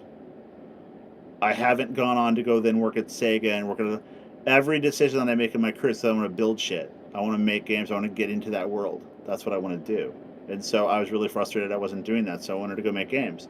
And Kevin pointed out to me that the biggest problem making games was financing, because we had all these friends, really talented game designers. As games became more expensive to build, they couldn't get finance for their games. They couldn't get money to make them. And so I went and started a finance company. That was the next venture, right? Okay, I can make decisions about that. It's not that hard. I'll just go get some money. So we did that. And is that and something by the way, that it really is hard, but you can do it. You can do a better job than a lot of publishers do. Was something like that something that you still follow through with at all today? Like no, so I did that for about 12 years. Okay. And we financed everything from like Guitar Hero to Gears of War to Respawn and their games, and set up the deals and financing for all that stuff. So I did a lot of games, and I became like a finance guy. Nobody knew what I was doing. I was like behind the scenes of all this shit. I was like wearing a suit. I was in a tower in Beverly Hills. It was crazy. I was really cool because I was learning a lot. I learned a lot about finance, structured finance, banking, attorneys, the insurance business, the bonding business, Hollywood. Like I did all this crazy stuff. I negotiated movie deals. I like helped get Jimmy Fallon to host the Late Show. Crazy stuff. I walked into yeah. Anyway, a lot of stories, but I got away from that. Fair enough. Because Fair enough. Spielberg. Steven Spielberg pulled me away. Believe it. Why is that? Well, I work for Steven, and then suddenly I show up after I left Xbox, I started doing this financing, and then I got recruited by Hollywood's biggest talent agency, because part of what they do is financing for film. And they said, hey, you can do it for games here. We'll support you. We'll teach you how to do it. We'll give you the introductions. So I went to work for this company called CAA, and I ran their games division. And what I was doing is representing game designers like Warren Spector or Cliff Bleszinski, these guys, as artists. And I was getting them money to make games and set up studios. Like I said, like Rock Band and Guitar Hero and these things. So we did that, and CAA's biggest client was Steven Spielberg, the director client of theirs. And so he would come in for meetings, and they'd want to have the video game guy there because he loves video games. So I'd go in, and Steve would be like, Seamus, what the hell are you doing at CAA? And I'd be like, I work here. I'm financing games. And he was like, I don't like you in this job. I was like, hey man, I've got to do this. Like, I don't like it. And he'd like flick peanuts and shit at me in meetings and piss all these agents off because they all want to be cool around Steven Spielberg. And like, how does this fucking guy know Steven? And like, we're movie guys. Flicking peanuts at you. And so eventually he wanted to, because Trespasser failed and he really liked that game and he really didn't want it to fail. But he also didn't know how to help me. Because, games was new and he has a day job that's really busy and all this stuff. And so he called and guys from Universal called, actually Pete Wannett, and the guy who was running Universal Games at the time, and like Steven wants to like restart Jurassic Park and maybe do it as a game, a new Jurassic Park story that we launch as a game. And and Steven has mentioned that we got fucked on Trespasser, so let's call Seamus and let's see what we can do.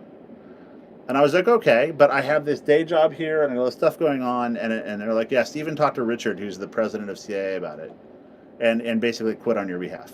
And I was like, okay. They're making choices for you. Cool. He said, I don't give a shit about what you want to do or what you think you want to do. You're going to do this.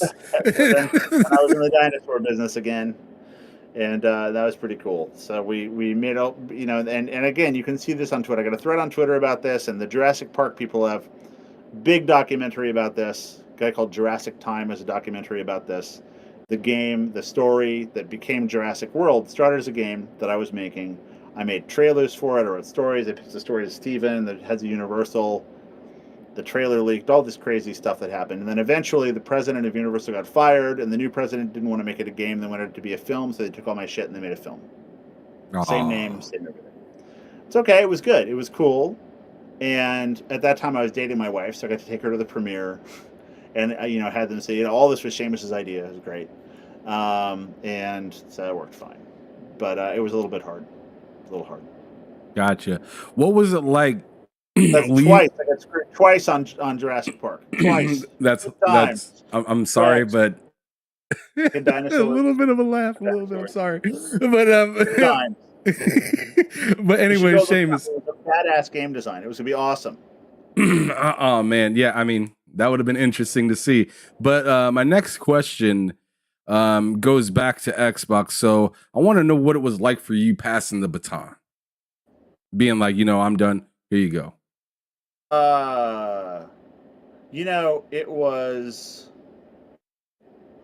It involved a bad relationship that I was in, and some shitty politics, and I was pretty happy to be away. It was just one of those things where I was done. I've done what I could do here. I fucked with this machine to get it to do something cool, but this machine wants to be uncool fundamentally, and I got to be the one to stop trying to make it cool. Damn, that was it. But the thing is that I have to say, like a lot of companies at that time, Microsoft had a middle management layer that was super uncool. A lot of politics, a lot of people just like fucking each other over and stuff. But Bill and the old school guys who helped us get Xbox launched, right? They were excellent. I mean, Bill's a sublime dude. Like, he takes so much shit right now, and I can't really figure it out. But he's a really good guy, and it's hilarious the shit people say about him because he's a super nerd. He is a super nerd, and guys like Rick Rashid and even Bomber, really super supportive because they remembered what it was like when they were like, we're going to make a windowing operating system, and nobody believed in them. They're like, you guys make BASIC and DOS, and they fucking did it. And so when I was like, hey, we're going to make a game console, they were like, fuck yes, that's what it felt like. Yeah, it reminded him of himself. Let's do that, yeah. But the guys, the fat cats who like work at this giant company, get paid a lot of money just basically not to get fired. Dudes like that are at every big company. And they're impossible to move around because they've never been through anything really, and so they don't understand that it just does not automatically all come. And then if you do something that gets attention, they want to shut you down, right? Because it's a threat to them. And that's how every company is. I mean, that's just kind of the thing. And eventually, it's just like, God, it's too much. It really is too much because you have that on top of the stress of launching the project, on top of the stress of your personal reputation when you're out in front of it all. It's hard. It becomes a lot. All right. So you talked briefly about Peter Moore and whatnot. and I just want to know, like, how did you feel about the 360 when it I want to erase, or actually no, I don't. Maybe I want to keep it there. I'm just gonna let it fly. Yeah, what did you just think about the 360 and like when it came out? Like, what were you hyped on it? Did you feel like it was like the next iteration of what you made, or did you feel like it fell short? It was weird. It was launched by a bunch of guys who really wanted me out because they wanted to be the Xbox guys. And so it was really bittersweet and weird. And it was weird to like not be around for it to be launched. And I remember at the time thinking like they're rushing it too much. Like they became obsessed with getting out before PlayStation. Right. And I was like, that's wrong. And it's like a basic game industry thing. I don't know if you've ever heard this before, but like a late game is only late until it ships. A bad game is bad forever. Right. Okay? And this is the trespasser lesson, man. Right? You go too early to get it out by a date and it sucks. That's done. But if you do Unreal was like 2 years later, 3 years later or something. But it's good. And nobody remembers it was late. Who cares? Right? It's not late anymore. That's a big lesson. They didn't know that. And so, it was led by a group of guys with a lot of ego, and they went out too soon. This is before Peter Moore came in and fixed shit. Then Peter came in and fixed shit. And then it was like Red Ring of Death, which wasn't his fault, and he had to fix that. Right? So the man's a fucking hero. Man, yeah, definitely. Definitely. And then really dope. That team, by the way, is the same team that went on to like try to made the Zune and then tried to make like the iPad knockoff and then left Microsoft. Fail, I guess. But no, it's just really smart guys. I think just really caught up in the bubble of like being wealthy in the Pacific Northwest from Microsoft and kind of disconnected from like I said, there's this guy that I always would imagine who's like a part-time UPS driver, works his ass off, didn't come from much background, but he's like making something out of himself, right? And like his dream is to get an Xbox. And he works extra hours and he gets like permission from his girlfriend to spend some of the money they have for something else. Maybe they want to get a pet or something or save to have a kid and spend it on the Xbox. And maybe she says no, and then she secretly buys it for him for like Christmas or something, dude. And I think about this stuff and it makes me tear up to think about this guy. Like, this is the guy who we need to fucking take care of, that we need to really deliver for. And you have to have that guy in mind. Okay. Well, speaking of just that guy that might, want to get like an Xbox or whatever, right? Whatever product. What do you feel about people that jailbreak this kind of stuff and do whatever the hell that they want with it? Oh, it was designed for it, man. It was intentionally like left partially open. Damn. Well, that's there. I got it. All right. That was a quick answer to that question. But 4GQ TV. Awesome. How the hell do you think that you learn how to program? How do kids come up and have better ideas? How do people learn about security? How do people learn how to program? How do people learn how to make shit? That's how they do it. Like, you don't stop people from doing that. You encourage that. Like, you gotta think about the next generation of people. You need to empower those people. That's a really serious thing. I mean, that's dope. And I don't think there's enough people out there thinking like you think with that kind of stuff right now. They want to close everything off really tight and make you ask for help instead of giving you the opportunity to kind of think for yourself. Is like every engineer started out taking something apart and fucking around with it. Everybody.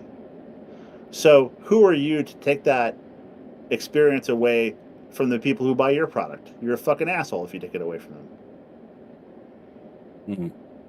Yeah, I mean, you see it in car companies and stuff like that now, where it's like all these freaking chips, and it's like, how the hell am I gonna freaking fix my own car? Right. I used to be able to fix my car 10 years ago, and now I need a freaking EKG to do this. A lot of reasons for that. One, I mean, like, liability has become a real nightmare for that also, and you got to take that into account. I mean, I don't want to make it sound so easy. It's really hard. There are a lot of legal reasons and business reasons why you want to lock it down in a lot of ways. But you got to leave it as open as you can. Fair enough. Because it isn't like you can't still do it. You just have to know what the hell you're doing at that point. Yeah, that's right. And like, you can't. It's tough. Like, you can't leave it open to the point where before it's a really solid success, it can be made to look bad or something, or it can be shown to like, mine Bitcoin. I don't know. But you also can't totally lock it down. It's a hard decision. It's very ambiguous. But I'll tell you what, it's not clean cut. You don't just lock everything down like a business guy or a lawyer wants. Fuck you if you want to do that. Like that is where the next generation has to come from. All right, and this is the last question I'm gonna ask before I kind of move on because we got to get on to a few other things. By the way, I'm gonna run out of time here in a second. So. Oh, okay, fair enough. 4GQ TV asked, well, where were the DVD? Or actually, I'm sorry, 4GQ TV, but I ain't got time for that question right now. Hey, I want to get through some of this other stuff that I had planned. He can ask me this question on Twitter, whatever it is, because I'm going to take care of him, even though you're not. Okay? Because that's okay. That's man. Right. Yeah, up yours too, bud. Up yours. All right. So, damn, that was cold. But like Klingon revenge, man. So, I guess I want to kind of know, like, out of all the stuff that you've done, like, other than like the initial like mind blow that you had to get into gaming, what would you say was probably the most memorable moment of them all? There are a couple I can't talk with you about yet, but the one for me that kills me every time I think about it was going through all this trouble, and it was really some serious heartbreak to like get Xbox up and off the ground. We were at the Tokyo Game Show, and I was with my buddy Kevin, who was the first guy I ever showed the idea to, right? And Tokyo Game Show is in Makuhari, which is like near Chiba City, which is pretty far away from Tokyo. You have to take a train there, and it takes like, I don't know, half an hour, maybe a little more, depending on traffic. And so we went down for the first day of the show in the morning. We'd been there setting up and doing all that shit before the show. We go back and, sleep, get up in the morning, get breakfast, get on the train to go to the show. We're on the train, and you were in Japan. And I've been killing myself to get Japanese game developers on the platform. I know it's never going to work in Japan, but I need the games. Okay? I know we're never going to have Japanese customers because an American company making Japanese electronics is making electronics for a Japanese consumer. That's a really hard thing to do, and it's going to take many iterations. But I wanted the games, and we'd almost killed ourselves getting the thing off the ground. So many stories that you can go find of just horrible heartbreak, driving home in tears every night, this kind of fucking shit. And Bill Gates is going to be there to give a talk, which is a big draw in Japan.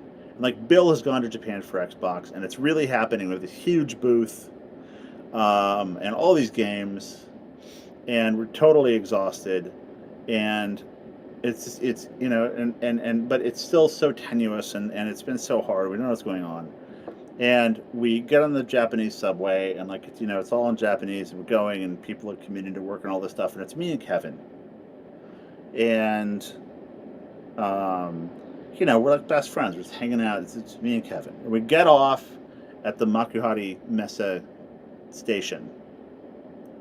And we get off the train, and overnight, the marketing team has covered the entire station with Xbox posters.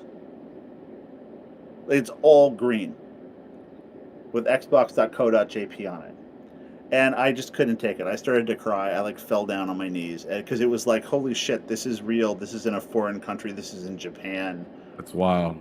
Here's the X logo that we drew with Horace Luke in his shitty plastic desk with the only marker he had left over in green. And it's everywhere in a Japanese subway station now. It was absolutely just gobsmacking, dude. That's insane. I mean, that had to, woo! I mean, you must have been crying your eyes out seeing that stuff because you made that, And then there were immediately 50 problems, and Microsoft guys were really angry because we hired booth girls because everybody had to hire booth girls, but it's not cool to hire booth girls, which I agree with, but I also know you need booth girls in Japan. And so it was totally morally ambiguous. And then the problems just started, and it was a nightmare for 2 or 3 days. But for that moment, it was so cool. Fair enough. All right, just got a couple more questions left because I know you need to get going. I want to know what the best 3 games that you played lately are. Sea of Thieves. Because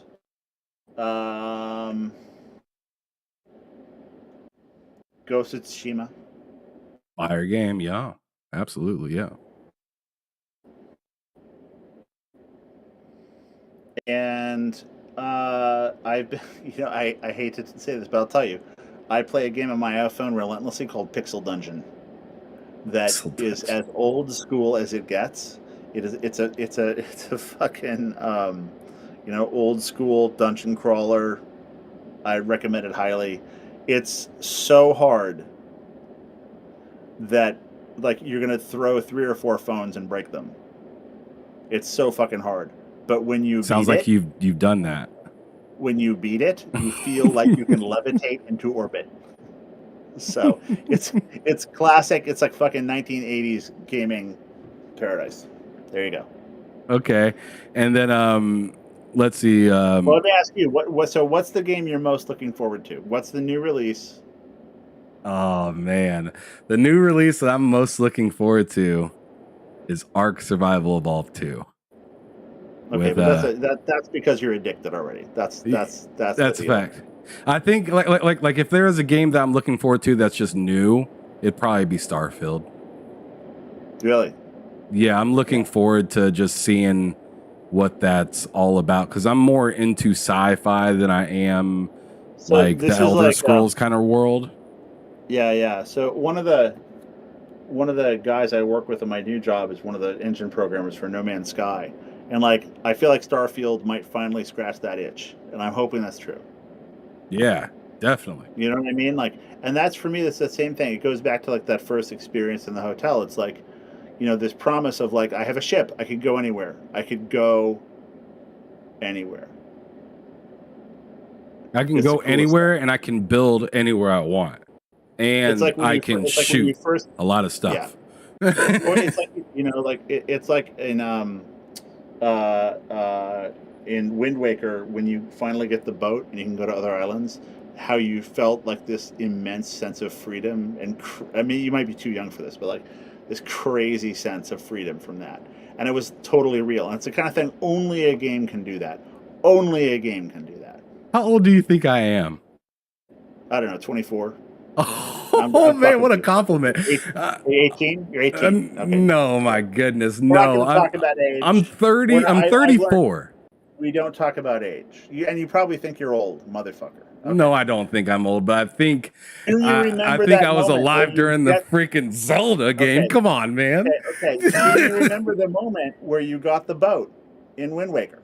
No, I don't, because I didn't play that game. Okay, there you go. But it's a great. He's disappointed now. You would have been yes, that's the best analogy ever. He's just like, oh, this guy can fuck off now. Whatever. But anyways, your favorite game studio as of right now, and the game that best represents it. Go. Naughty Dog, the original Last of Us. Wow. Okay. Naughty Dog and The Last of Us. Okay. The last guest I had on said Naughty Dog and Uncharted. Yeah, well, I think the writer for Last of Us and the original game designers were gone, which is why Last of Us 2 felt very different. But I have never been prouder of video games than playing Last of Us. It came out around the same time as Brad Pitt's movie World War Z, if you recall. And It was just clearly a much better zombie story than any movie had ever been before it. Damn. And I was so proud of games. I was like, we did it.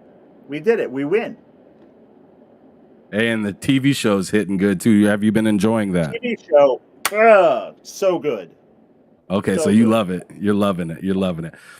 All right. And then anytime you show two dudes in love, you're gonna take infinite shit, and everybody knows it, and that's fine. But like the feel of the show and the feel of the original game, hilariously, the guy at Naughty Dog producing that show was like not the guy on the original game. So it's a weird mix-up and mash-up of all sorts of different shit. Pretty interesting stuff. And if I was drunk, I'd tell you a lot of stories, but I will not right now. Fair enough. Fair enough. We'll have to have a beer some other time and you can tell me a bunch of crazy shit. But anyways, 2 games that you'd go back and revive if you could that are dead IPs now. All right. Nights into Dreams. Oh, wow. The Sega game. Uh-huh. And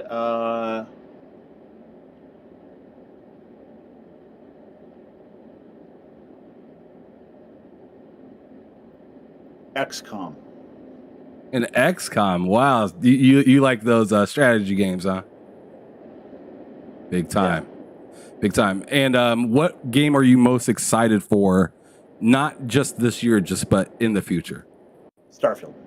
Starfield? Oh, let's go. Let's go. I'm happy to hear that. And then 2 last questions now that I got for you, pretty much. So first of all, the first one is what frustrates you in gaming as a whole? So this could be any piece of it, from the fans to the development. Like, what frustrates you about gaming at this time? We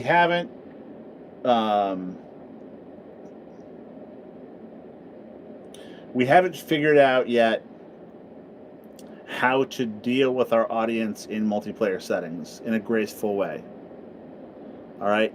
And there have been a couple games recently that have attracted a lot of younger players, but they're really solid games, and a lot of older players won't play them because of the screeching shit, you know?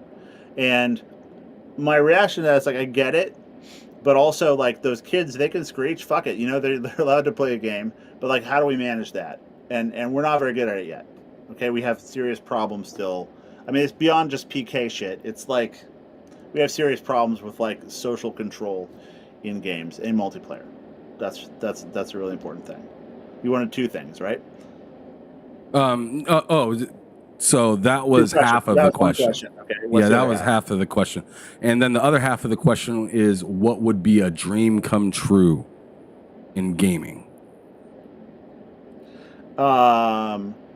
If Starfield had been called Computer Space.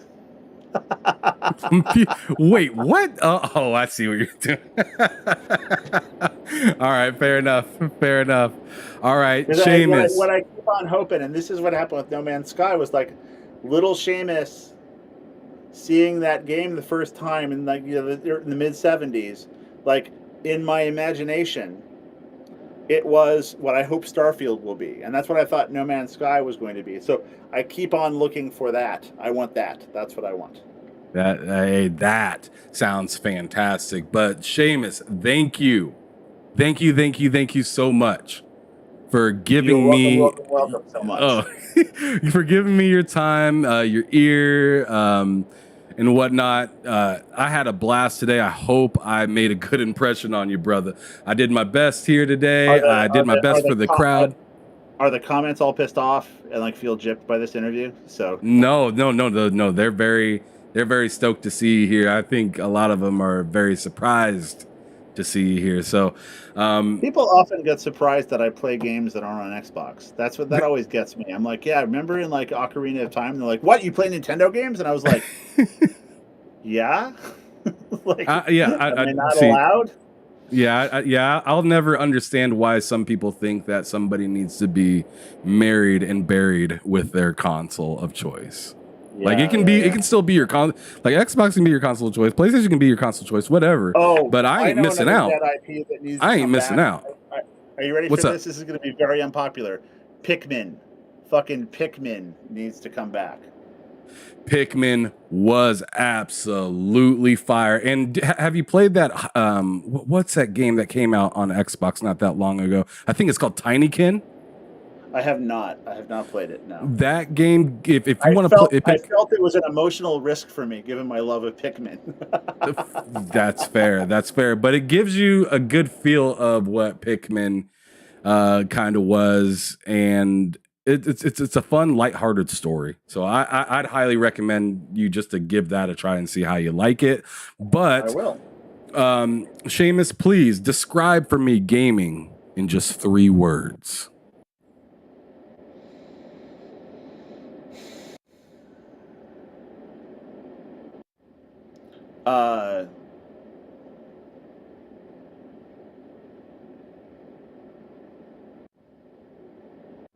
Practical emotional magic.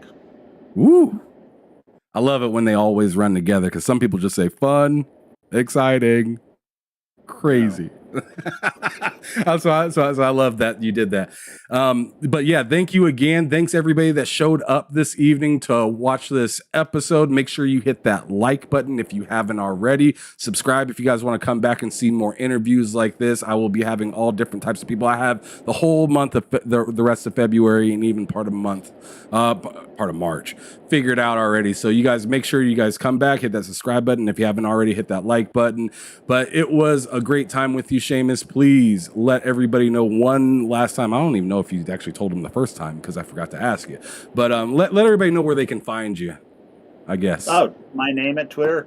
Just Seamus Blackley at Twitter. Do it. Bug me. It's hilarious.